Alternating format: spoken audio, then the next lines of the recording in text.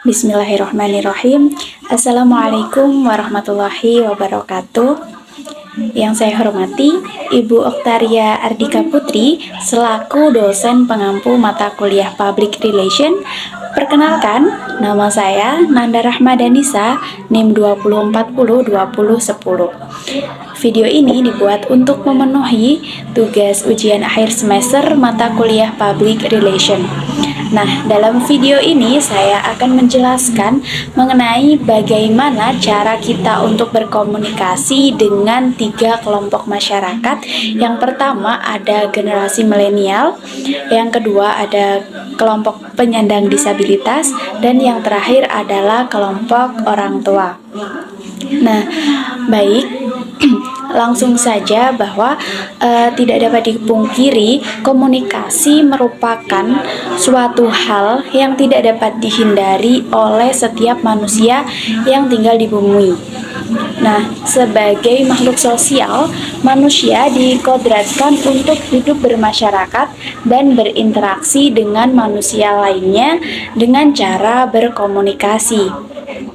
Komunikasi sendiri merupakan pengiriman atau penerimaan pesan atau berita antara dua orang atau lebih sehingga pesan yang dimaksud dapat dipahami.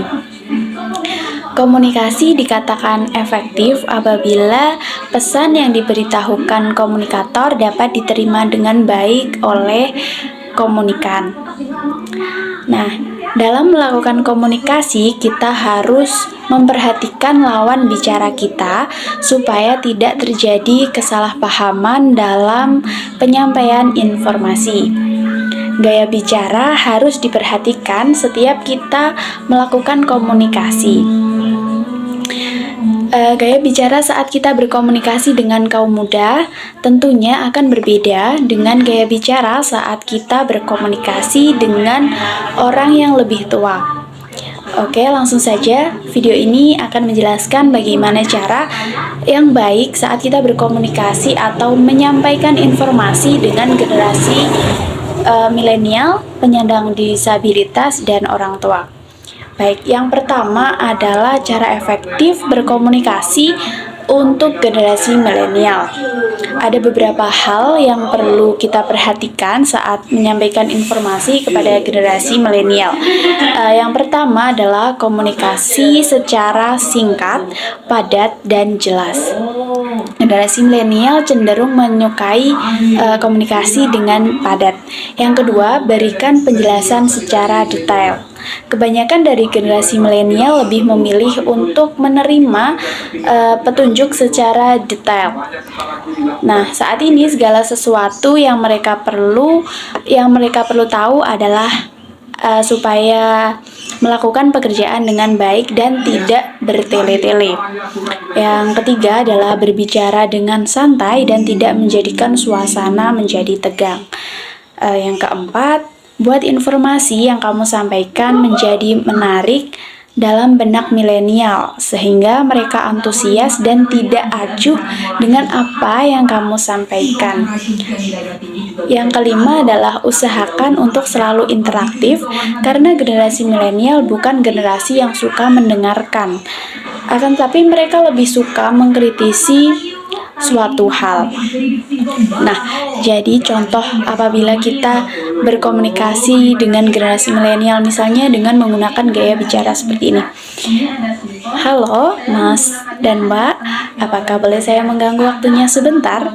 Di sini saya mau menyampaikan suatu hal yang sangat-sangat penting dan sangat berguna untuk Mas dan Mbak sekalian. Nah, jadi apabila kita menyampaikan dengan baik dan diikuti dengan suatu hal yang membuat mereka penasaran, mereka akan cenderung antusias dengan apa yang kita sampaikan. Oke, untuk selanjutnya adalah cara efektif berkomunikasi atau menyampaikan informasi kepada penyandang disabilitas.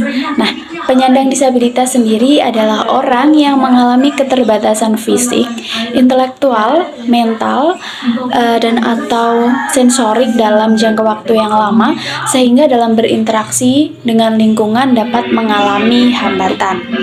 Komunikasi dengan penyandang disabilitas dapat dilakukan dengan memperhatikan beberapa hal. Yang pertama adalah sapa dan bicara secara langsung dengan kontak mata. Yang kedua, fokus kepada penyandang disabilitas yang kita ajak bicara, bukan fokus pada kondisinya.